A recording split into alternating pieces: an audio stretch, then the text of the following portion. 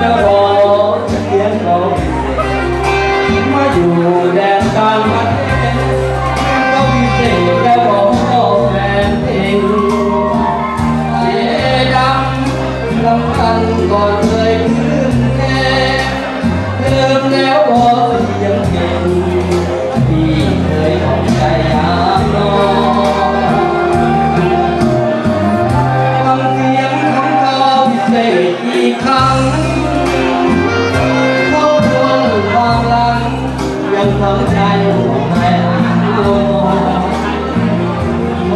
ทุกคนมีความรักจองมาเสียงที่อวยพรให้ทุกท่านนั้นจงโชคดี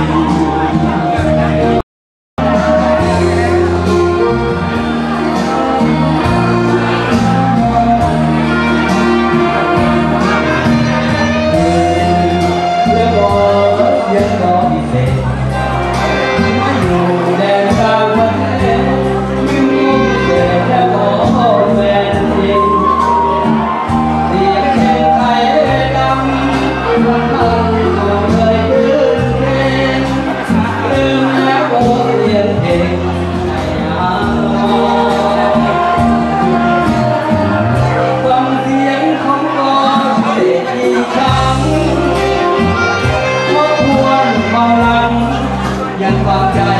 ไทยบอกแฟนเป็นหนุ่มคนมีความบันทอน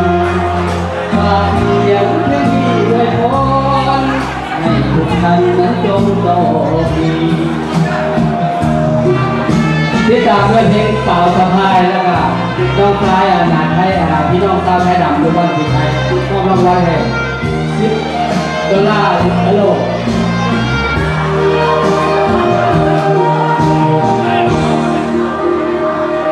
สำหรับเพลงนี้ก็ขอมอบให้แกที่ร้องเป็นสาวสีไข่นะเพราะว่าเพลงนี้มันเป็นสาวขับพายวันนี้สาวสีไข่หลายมอบเพลงเป็นสาว